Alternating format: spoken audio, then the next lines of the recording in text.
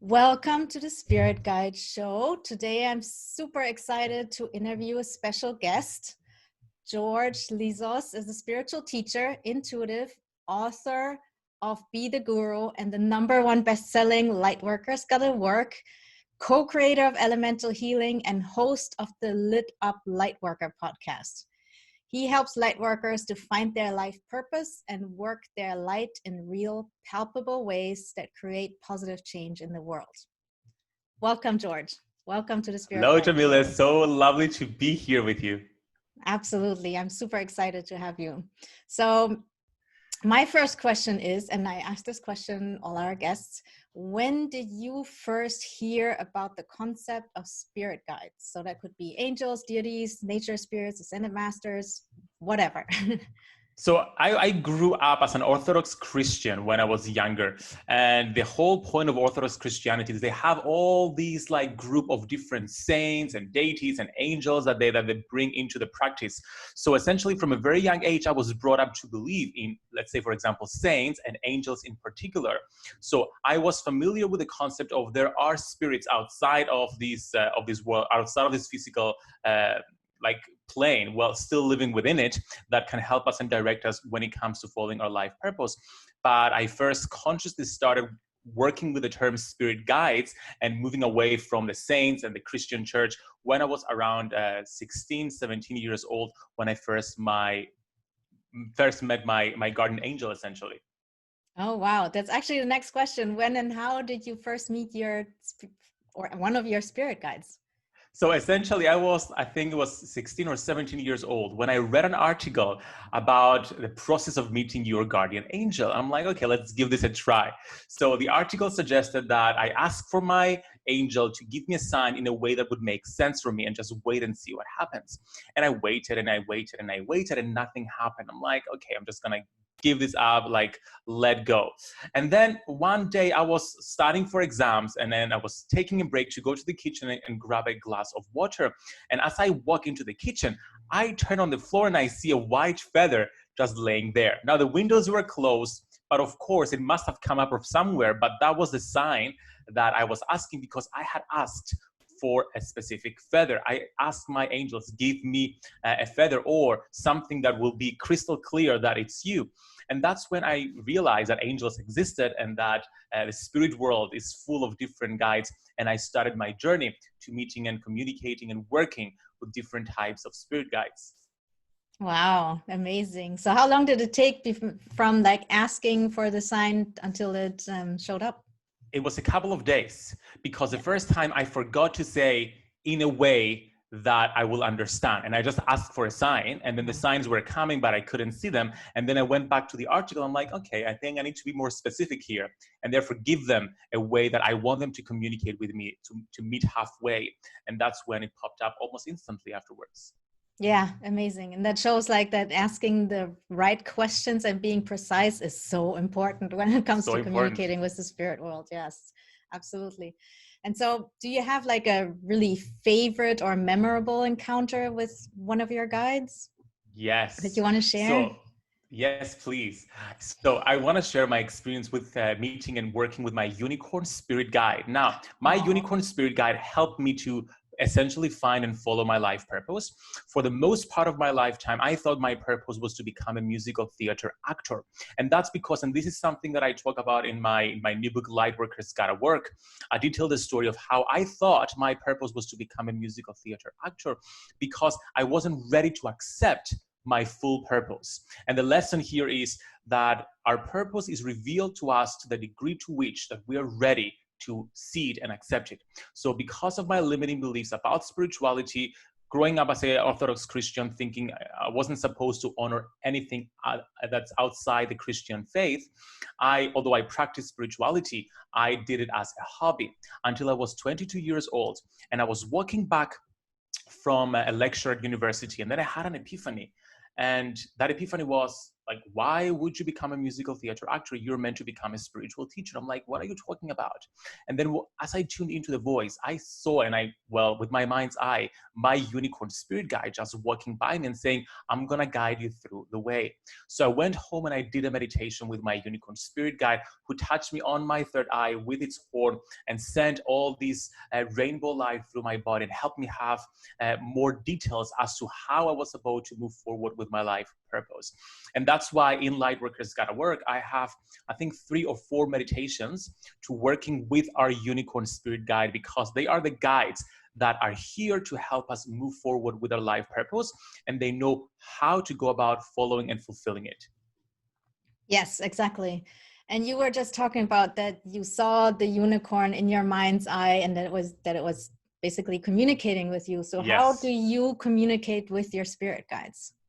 So I am clairvoyant and claircognizant. Now, naturally, I'm claircognizant, but because I worked on these for 15 years now, I've learned to develop my clairvoyance, and I've chosen actually to develop my clairvoyance because to me, it's so much easier to understand and believe something when I see something either with my mind's eye or just like out in the physical world. So essentially, I receive visions, I see things within my mind's eye, and I just know stuff. So from one moment to the next, I just know something that I didn't know before. And this is the block of thought that is claircognizance, essentially. Right. We actually have the same ones. I have claircognizance and clairvoyance. Oh, too. perfect. Yeah. We're twinning. Yeah. So, and as a spiritual teacher and an intuitive, and also as an author, how do spirit guides help you with your work? You already said your unicorn helped you like find your purpose. Are there other Yes. ways that they help you? Yes. I want to read the acknowledgements of my book. Now, this is the Okay. last paragraph. No, the last 2 paragraphs. To God Apollo, thank you for writing through me and being a faithful companion and guide through this journey. To Aphrodite, Hestia, Hermes, Demeter, Pan, my guides, Darius, Zeros, Emmanuel, and Josephine, thank you for guiding the creation and manifestation of this book. Essentially, I work with my guides for everything. I write with them when I write my book. I consult them when it comes with regards to my relationship. I consult with them for anything that I'm about to do, because essentially our guides are extensions of us. So they're not outside of us. They're just different perceptions of ourselves, different extensions of ourselves that we can use to receive guidance from source about anything else that we want to work on in our lives. Interesting. And so would you say that you channeled your book, or did your guides help and you wrote it? I like to think that it's a co-creative process. Before I start writing, I do a short prayer to Apollo, which is my main guide when it comes to writing, and also my other guides as well. And I ask Apollo, please write through me, inspire me. I don't call it channeling, but it's inspired writing essentially, because I do the work in advance to like come up with the book chapters. But then when I go into the chapters, then information comes up and I'm like, how do I know this? And then I'm like, I didn't until I do. Yes, I did it exactly the same way. So I set up the outline and all that. This goes in that chapter kind of. And then I asked my guides, please help me. And then they gave me the information while I was writing, basically. Yeah. Amazing. So, and it just comes in. It's amazing. That's why I love like writing and channeling. Yes. And so talking about your book, so this is your second book, and it just came out, which is super exciting, of course. Tell us a little bit, like, what is it about? So, Lightworkers Gotta Work, the ultimate guide to following your purpose and creating change in the world. I wrote this book as both a call of action and a love letter to Lightworkers to give them the kick in the butt that they need to not just know their light, but to work it to create real change in the world. Because I feel like in the spiritual community, we're talking all about the divine feminine all the time because it's so important that we help it rise, but we're forgetting about the divine masculine, which is the creative aspect of source, which is all about moving forward and taking action. So it's not important to just be in a meditation pillow all day long, raising your vibration and communicating with your guides and not following through the guidance that they're giving you. So in Lightworkers Gotta Work, I guide Lightworkers to get crystal clear on what their life purpose is. And by crystal clear, I mean define it in a specific 1 to 2 paragraph definition. And then I guide them to nurture their light by nurturing their feminine energy and therefore receiving guidance from source, from their spirit guides, then working their light and therefore embracing masculine energy, leveraging manifestation processes to attract the right steps that will help them follow and fulfill their life purpose. And then I guide them to protect their light and therefore use energy protection techniques to secure their purpose and their light so that they follow their life purpose authentically without being influenced by external energies. So essentially, I call it the ultimate guide to getting clear on your life purpose, following your life purpose, and contributing to the ascension of the planet that we're all here collectively to achieve as light workers. Amazing. Sometimes in one-on-one readings, I will have clients and the spirit guides let me know that the client needs to either develop the feminine side in the sense of like being open to receiving information from the spirit world. And sometimes they will tell me that person needs to develop the masculine side in the sense, as you just said, that they have to go and take action on the guidance that they receive. That's so important. That's why I'm really, really excited about your book. Because it's a very important message that people need to hear. Absolutely. Thank you. And so my question is working our light the same as living our purpose? Essentially, it is. And something that I talk about in the book is the distinction between ego work and light work. And this is where working our light comes from a sense of purpose rather than ego. So ego work is when we're just hustling, is when we're disconnected from source, we're not taking the time to nurture our light and therefore connect to the divine feminine, or we're just not working our light, which entails connecting to the feminine as well. Because to work our light and not work our ego, we have to first take the time to nurture our light and then receive the guidance from that state of nurturance and express that guidance into physical action steps and therefore light work. So to like simplify things, ego working is when we're not taking the time to connect to our spirit guides and we're just taking action from a place of fear, from a place of lack, where we're just hustling and just struggling and just exhausting ourselves, working, keeping ourselves busy, but not really creating much. And then light working is about knowing what our life purpose is, taking the time to connect to source and our spirit guides, receive the guidance, and then express that guidance through physical action steps and through manifestation processes that help amplify and speed up the manifestation process. Wow, amazing. And so I know like this is the topic of your entire book, but can you give us like a little bit of how do we find our life purpose? Yes. So essentially in the book, I make the correlation between happiness and our life purpose, meaning that whenever we do something that makes us happy, we're automatically following our life purpose. Now, what is the premise behind that? If we assume that as soon as we're born, we've just come out of source, okay? So the closest we can see ourselves as being part of source is in our little baby format, like as soon as we come out into the world. So when you observe little babies, you see them happy. So we cannot safely assume that this is our original authentic vibration, the vibrational frequency of happiness. So we can safely assume that this is what the vibration that source has. If source is all-knowing and ever-present, therefore source knows what our life purpose is. So if source knows what our life purpose is and source is a vibration of happiness, that means that the two are synonymous. So when we achieve vibrational alignment with the frequency of happiness, we automatically have the knowingness that source has about our life purpose because we are extensions of that source.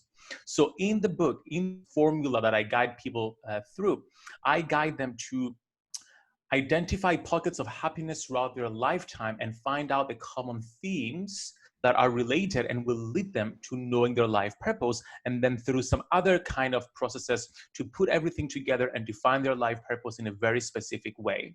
And actually, if people order the book, they can use the receipt number and they can go to georgelizos.com/lightwork.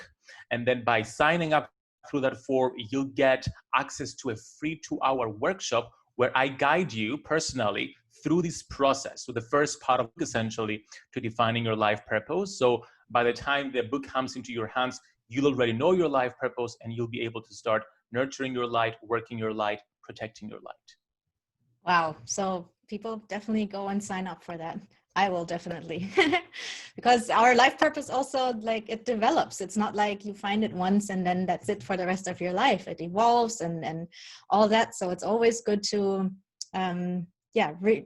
go back and see what's the next step, basically. Yeah. Yes. And then follow up on it. Exactly. Yeah. So you also talk about psychic protection and how the elementals / nature spirits can help us do that. How does that work? Okay, so now I have a whole part in the book all about protecting your light, which is all about psychic protection or energy protection. And I've chosen, although there are so many different deities and spirit guides you can work with and tools that you can work with for energy protection, I chose to only include processes connected to the nature spirits, the elementals, because I believe that all the answers we seek are truly found in nature. And the elementals, therefore the nature spirits, they've been here since the beginning of time. And look, like, how much the earth has gone through over the thousands of years that we've been here abusing her, and she's managed to always thrive. She's always managed to survive. I have a bachelor's of science degree in geography, and something that my geography teachers always used to tell me is that it's not about saving planet Earth, it's about saving the human race, because planet Earth has the intelligence and the systems to ensure that it keeps flushing out the impurities and thriving, even if that means flushing us out as well. So why not trust the nature spirits who have ensured to clear and shield planet Earth from all that energy and physical attack that we've been putting into it for so long, and just go to different types of spirit guides or different types of tools. So that is my approach. So I'm like, go Mother Earth. So I've included processes to clear and shield our energy by working with the elementals. Specifically, I talk about the 3-step process to protecting your energy, which is step number 1, identify what's in your aura. Step number 2, clear it. Step number 3, shield yourself, where you're either casting an amplifying shield that raises your vibration, or a repelling shield that just repels negative energy. And when it comes to clearing, we work with the sylphs, which are the nature spirits of air, and we work with the dragons, the nature spirits of fire, to just burn away all that energy. And then when it comes to shielding, we work primarily with the unicorns and the unicorn spirit guide to just uplift our energy with a high vibing rainbow light. Wow, amazing. I never thought about working with the elementals for psychic protection, but it makes total sense, and I will just definitely start doing that as well. Yeah. I love them. So, yeah. So, where can people find you and get in touch with you, and where can people buy your book? So the book is available from all online retailers: Amazon, Booktopia, Book Depository, Barnes and Nobles. And of course, if you go to georgelizos.com/lightwork, you will get the free 2-hour workshop with me as well when you order the book. And of course, you can come hang out with me on Instagram at georgelizos. And I have a Facebook group community that I teach called Your Spiritual Toolkit Facebook group. All right. And tell us one more time the title of your book so people can find it. Yes, it is Lightworkers Gotta Work, the ultimate guide to following your purpose and creating change in the world. Awesome. Thank you so much for coming to the show and sharing your wisdom with us, George. Thank you so much for having me. All right. Thank you. Bye.